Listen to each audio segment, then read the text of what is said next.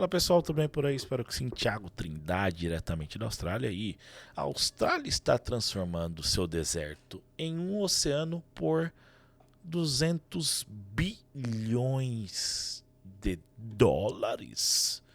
Dólares americanos, será? Não sei. Vamos reagir esse vídeo aqui que eu encontrei. Tudo que for referente à Austrália, eu conseguir fazer algum tipo de comparação, eu vou tentar trazer aqui, pessoal. Eu vou tentar trazer e vamos assistir, trocar uma ideia, ver se eu consigo fazer falar alguns pontos específicos aqui, ou não também, né? Imagine transformar isso ao longo de mais de um século, pois é exatamente isso que a Austrália planejou fazer com o seu interior árido. Criar um vasto mar Planejou fazer ou planeja fazer, né? Planejou, não vai mais? interior com mais de 1.000 quilômetros de extensão, atravessando o Outback. A Austrália Primeira coisa aqui, Outback.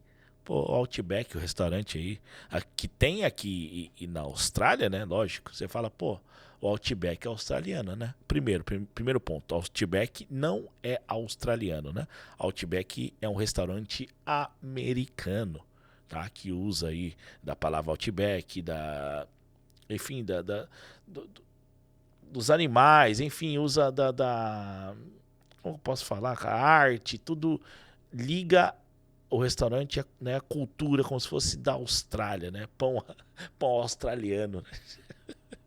Você chega aqui, você vê que não é nada disso. Aliás, os restaurantes Outback que tem aqui, cara, o Brasil dá de 10-0, tá? De 10-0.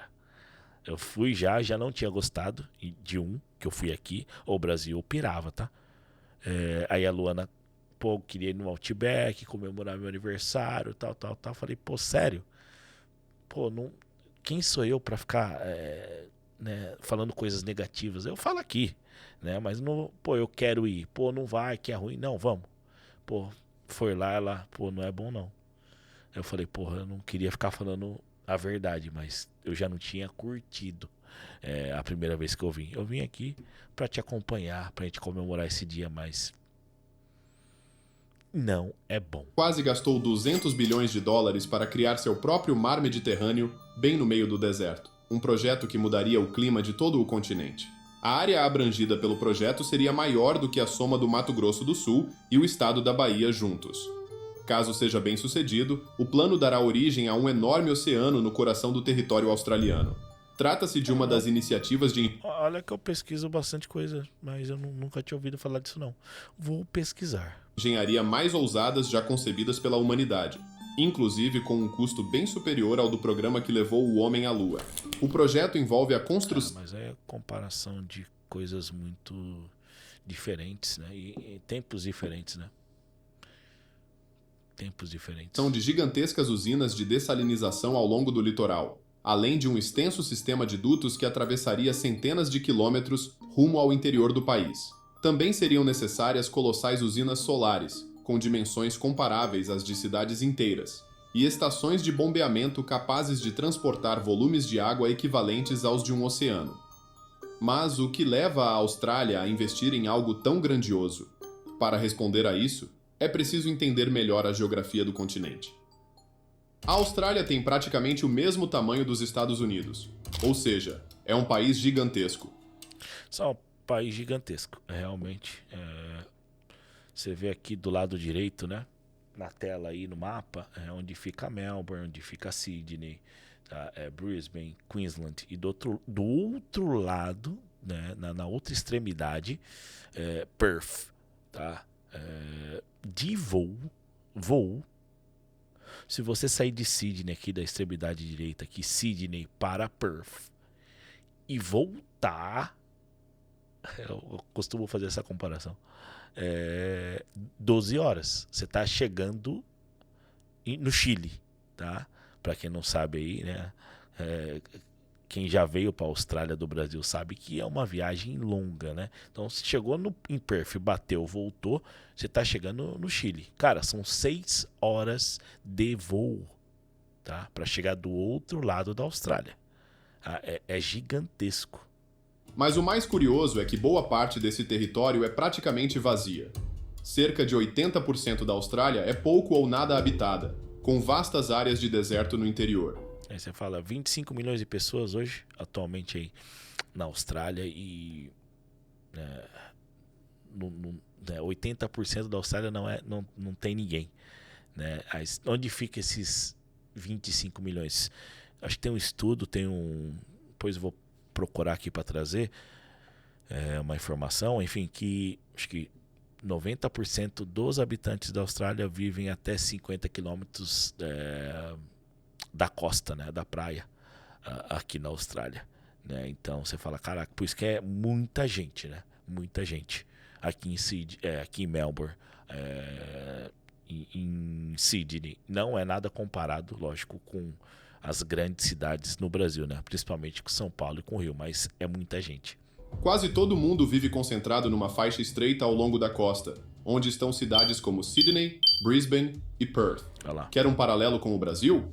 Pensa no centro-oeste, onde a densidade populacional é bem mais baixa que no litoral. Agora multiplica isso por 1000. No centro da Austrália, existe uma área do tamanho do estado do Amazonas, onde vive menos gente do que em bairros como Copacabana ou a Vila Mariana, em São Paulo. Esse miolo do país, chamado de Outback... Miolo, dá uma olhada no tamanho do miolo. Né? E realmente é isso, tá, pessoal? É isso. É só pra quem gosta mesmo de uns rolês diferentes aí. Aí tem gente que faz umas trips pro Outback, tem aquela pedra ali uma pedra que tem é especial para os aborígenes aqui, né? Que antigamente o pessoal escalava essa pedra. Né? Então falaram, pô, é um certo momento, falaram, pô, essa pedra aí pra gente é algo importante pra nossa cultura, pra nossa religião. E aí, hoje em dia, tem uma cerca, tá? E também é gigantesca essa pedra. É um verdadeiro deserto. No verão, as temperaturas passam fácil dos 45 graus. No inverno, pode fazer frio abaixo de 0. E a chuva? Às vezes não cai por anos. O solo é tão seco e salgado que só crescem uns arbustos espinhosos, parecidos com os que você vê no sertão nordestino. Viver lá é um desafio. O hospital mais próximo pode estar a centenas de quilômetros. O sinal de celular só funciona perto das estradas principais. Você viveria ali por 3 anos para pegar a cidadania? Em breve um dia pode ser que tenha essa possibilidade aí. Você vive ali pra gente crescer essa cidade, crescer essa comunidade ali por 5 anos, né? E você pega a cidadania, vem pra cá e tem a cidadania australiana? Para pra pensar isso aí, pro futuro. E em algumas regiões isoladas, uma garrafinha de água pode custar o mesmo que um lanche completo numa lanchonete. Agora pensa no sertão do Piauí ou nas áreas mais isoladas da Caatinga. Onde a seca castiga, o acesso à saúde é limitado e as distâncias são enormes. A diferença é que o Outback australiano é ainda mais remoto, com menos vilarejos e com estradas que cruzam o nada por Aquela imagem ali do navio, não sei se é daqui não. Centenas de quilômetros. Historicamente, os colonizadores europeus também fugiram dessa parte central da Austrália. Eles se fixaram no litoral, onde havia solo fértil, clima mais ameno. Aqui é bonito, tá? Aqui é bonito. Essas regiões assim próximas à praia, assim, de montanha aqui, ó, é bonito. Frio pra caralho, vento pra caralho, sol pra caralho, mas é bonito. E acesso fácil ao comércio marítimo. Explorar o interior era quase uma missão suicida. Falta d'água, calor extremo e um ambiente completamente hostil. Hoje, o centro do país continua sendo um lugar de extremos. A maioria das pessoas que vive por lá são indígenas ou trabalhadores que atuam em áreas específicas, como mineração. Apesar de toda a tecnologia atual, o Outback continua... Uma área forte, tá? Forte aí. Tem o FIFO, né? First in, first out. Não, fry in, fry out. First in, first out. Fry in, fry out. Aí que você trabalha. First in, first out. Você trabalha nessas áreas de mineração. Vão para essas áreas mais afastadas. Ficam 10, 15. É como se fosse por uma petroleira. Tá? E né, tem um voo, tem um acampamento, ficam trabalhando e voltam para casa. Então essa área de mineração é uma área bem interessante. Não sei como funciona, não sei como entra, tá? Mas é interessante. Continua sendo um dos maiores vazios populacionais do mundo. Um engenheiro visionário que ficou conhecido como o Einstein da engenharia australiana existiu e se chamava John Bradfield. Em 1930, depois de projetar a famosa Ponte da Baía de Sydney, ele apareceu com uma ideia que parecia coisa de ficção Isso aí científica: não é aqui não. criar um mar no meio do deserto australiano. O plano de Bradfield era redirecionar as águas das cheias tropicais do norte da Austrália, mais especificamente de Queensland, e mandar tudo para a bacia do Lago Eyre, que fica numa enorme depressão natural, cerca de 15 metros abaixo do nível do mar. Ele queria fazer isso por meio de uma rede gigantesca de represas, bombas e canais com mais de 2.300 quilômetros de extensão. Para a gente ter uma ideia melhor, isso seria como o Canal do Panamá australiano. Só que, em vez de conectar dois oceanos, o objetivo era transformar o deserto num oásis.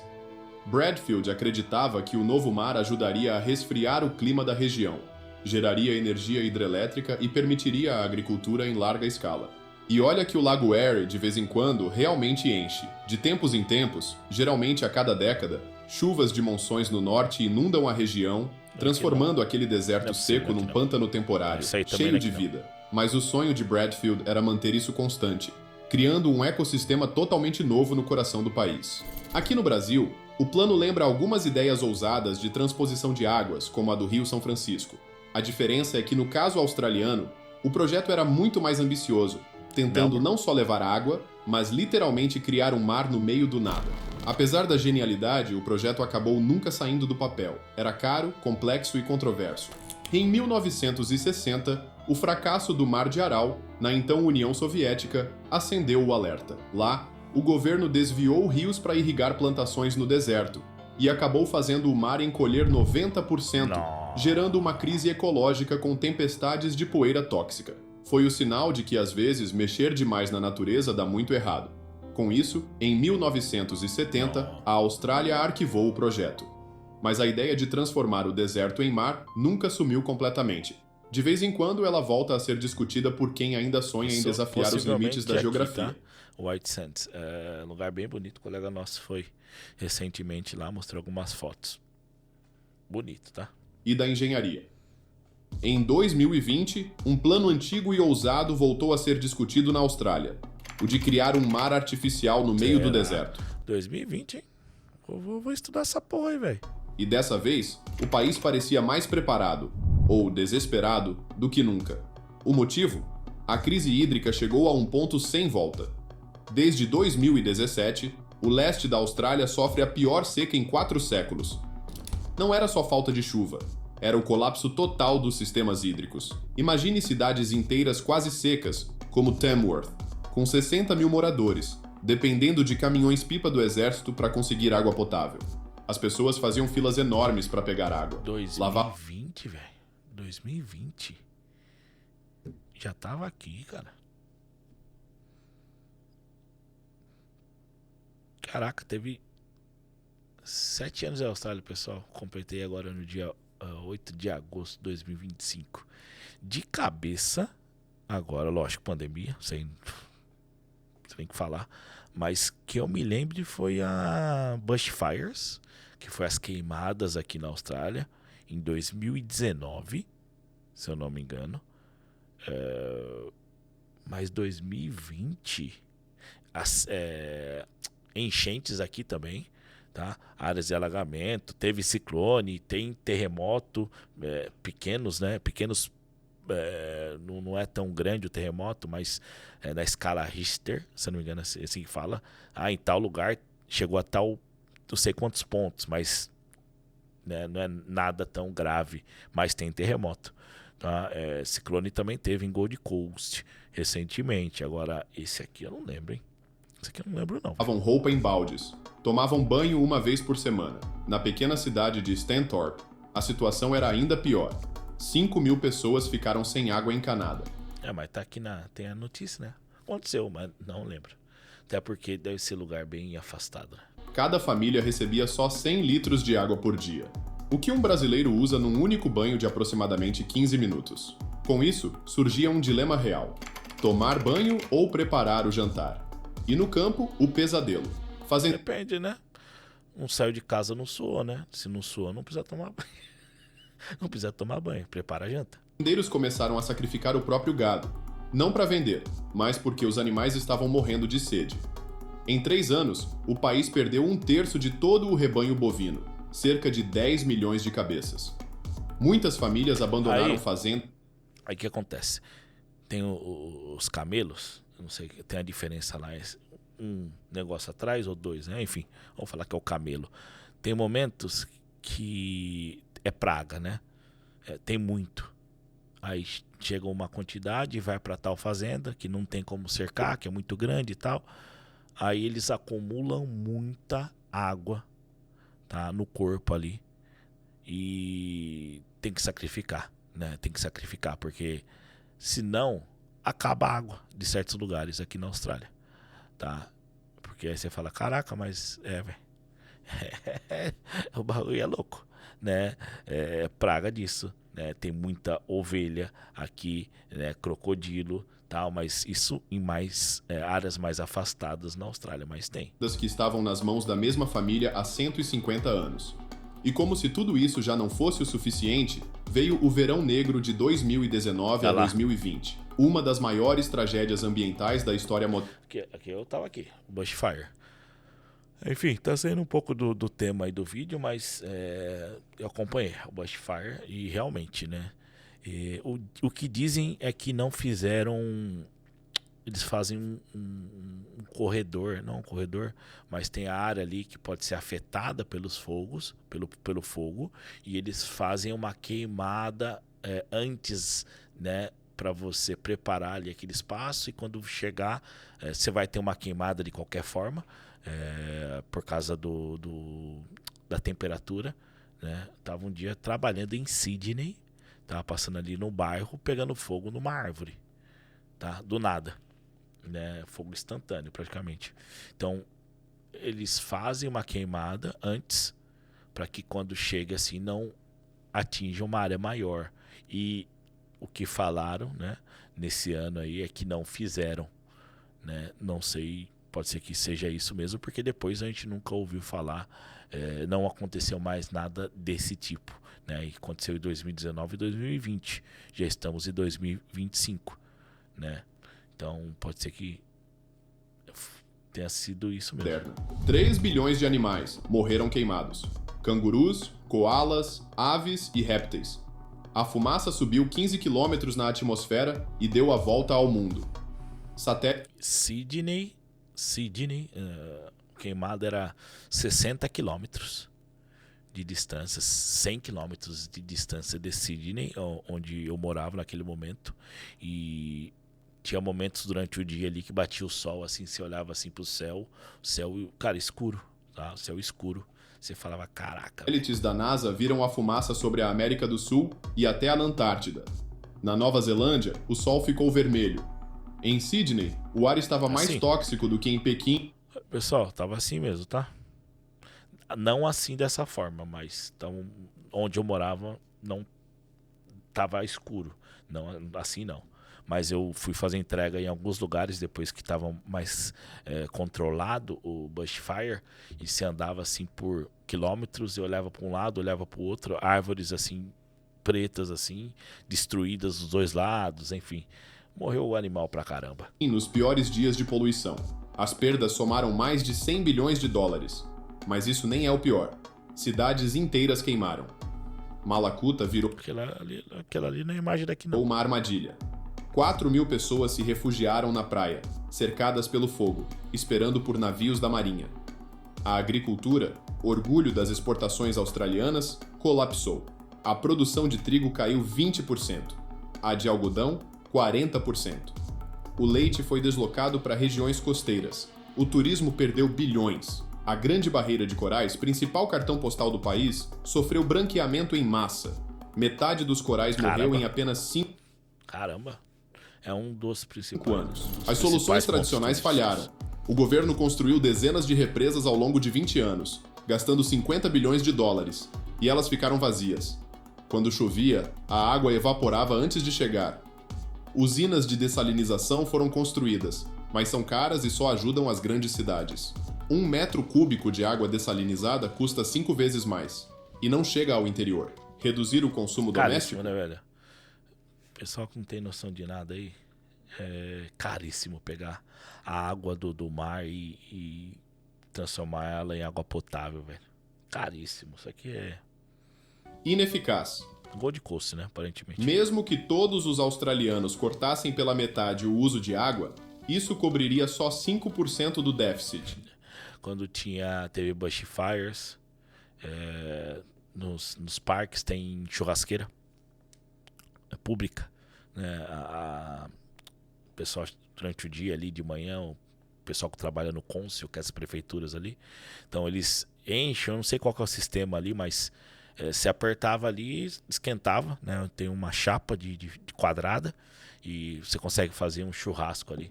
Aí estava proibido fazer qualquer tipo de churrasco, barbecue, nesses lugares e em casa também, né? Tem períodos aqui no ano, se não me engano, ano passado teve, que eles mandam um SMS, a notícia está nos sites, fala assim, não faça nenhum tipo de churrasco, barbecue, em função do calor. Também tem essa questão aqui na Austrália. O problema não era consumo, era que não havia mais água. A previsão é sombria. Até 2050, o país deve esquentar mais 2 ou 3 graus e chover 20% menos. E, com uma população que cresce, a conta simplesmente não fecha. Foi nesse cenário desesperador que a ideia do mar interior voltou com força. A diferença? Agora, a tecnologia avançou. Bradfield, lá em 1930, só contava com rios, imprevisíveis. As bombas eram movidas a carvão. Dessalinizar a água era praticamente impossível, e ninguém sabia o que fazer com o sal acumulado. O Mar Interior 2.0 da Austrália é a reedição de um sonho antigo, agora com uma pegada mais moderna e sustentável. A proposta é bombear água do oceano por mais de 600 quilômetros terra adentro, usando usinas de dessalinização movidas a energia solar. Tudo isso para criar um mar permanente na região da bacia do Lago Eyre, um lugar tão seco que às vezes parece um outro planeta. A ideia é ousada. Uluru. A água salgada... Uluru. É a pedra lá. Acho que é Uluru. Acabei de lembrar. Ajudaria a reduzir a evaporação. O novo mar poderia mudar o clima local, aumentando as chuvas em até 15% num raio de 100 quilômetros. E, quem sabe, até criar cidades novas ao redor dele. Mas a realidade é mais salgada do que parece. O problema? Custa caro. Muito caro. Só a instalação dos dutos e das usinas passaria de 200 bilhões de dólares. E mesmo com toda essa grana... Tava muito baixo esse valor de 200 milhões aí do título do vídeo. Muito baixo. As coisas são caríssimas, velho. O sal continuaria sendo um inimigo. A salinidade esterilizaria o solo, impedindo qualquer tipo de plantação ao redor do lago. Seria como transformar o coração da Austrália numa versão turbinada do Mar Morto. O efeito dominó que aconteceria se o projeto saísse do papel? No primeiro ano, o lago se formaria com 30% da capacidade. Já seria possível ver do espaço. No terceiro ano, a salinidade atingiria níveis críticos. A água ficaria turquesa, mas tóxica. No quinto ano começaria a chover mais. As áreas vizinhas ganhariam umidade. No 10º ano, surgiriam cidades costeiras ao redor do novo mar. Boom imobiliário. No 50º ano teria 2 cenários possíveis. Um colapso ambiental por excesso de sal ou um ecossistema inédito surgindo no meio do nada. Para esse plano dar certo, seria necessário usar tecnologias que... É só... A gente vai falar de algumas coisas, enfim. Mas todas as decisões aí que são tomadas aí pela gente 20, 30 anos atrás, né? Estão sendo... A gente vê as coisas aí hoje em dia, são decisões que foram tomadas 20, 30 anos atrás, né? E todas as más decisões aí que estão sendo tomadas hoje, algumas a gente vai ser impactado aí nos próximos anos. Outras daqui 20, 30 anos, né?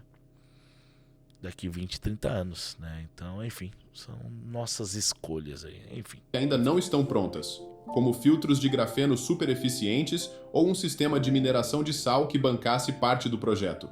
Mesmo os computadores mais avançados não conseguem prever com precisão como o ecossistema reagiria a essa mudança. E aí entra outro ponto delicado: a dimensão espiritual e cultural. O Lago Eyre é sagrado para o povo arabana. Eles acreditam que ali vivem os espíritos de seus ancestrais.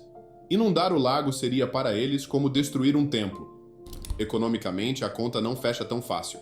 A região ao redor do lago já sofre com pobreza, principalmente entre as comunidades indígenas. É como gastar bilhões num mar artificial enquanto falta água potável e infraestrutura básica. Os críticos defendem que, com esse dinheiro, daria para construir milhares de pequenas usinas de dessalinização, investir em técnicas modernas de captação de água da chuva, reciclagem hídrica e agricultura adaptada à seca. Tudo isso com impacto mais direto e menos arriscado. Mas os defensores do projeto batem o pé. A Austrália precisa de um salto, não de paliativos. A crise climática não espera, e talvez esse seja o momento de pensar grande. O projeto está em estudo.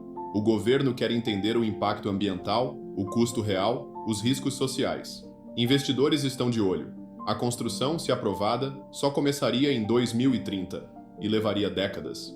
É o tipo de aposta que pode mudar a história da Austrália, ou virar um alerta para o resto. Cara, esse negócio, o que eu vejo na Austrália,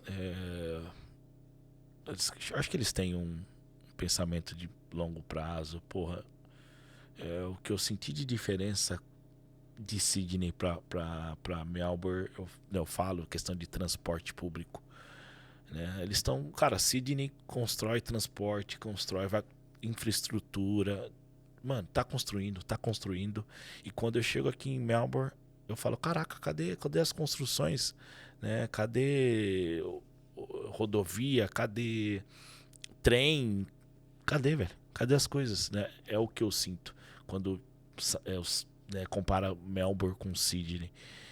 E você fala, pô, mas pra que mais, né? Pô, estão pensando aqui 15, 20 anos, velho. Né? Não estão pensando no hoje e no amanhã, é daqui 15, 20 anos. Né? E não sei, acho que pode dar certo aqui, essas coisas. Né? Faz dinheiro, velho. Não é 200 bilhões, não. Mais. Resto do mundo E vou dar uma pesquisada sobre isso e vou trazer algumas informações aí. Sobre os limites da mega engenharia.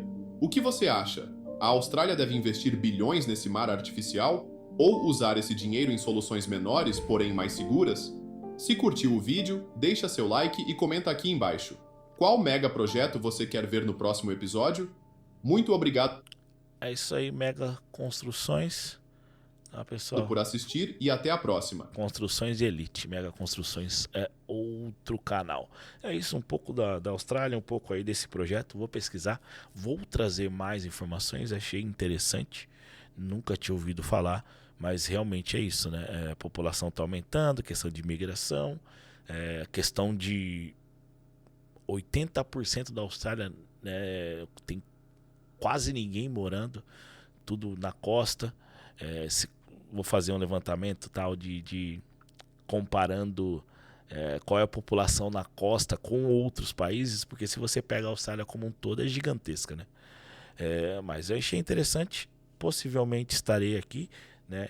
Eu e Luana em 2030, 2040, é o que está caminhando, mas é isso, super interessante. E aí, pessoal, gostou? Obrigado, deixa a curtida, vou me inscrever aqui no canal, tô inscrito. Já deixei a curtida, se você puder deixar a curtida e se inscrever nesse canal, bom. Se não puder também, bom também. Vou deixar um vídeo aqui no card e a gente se vê lá ou não. Bye now.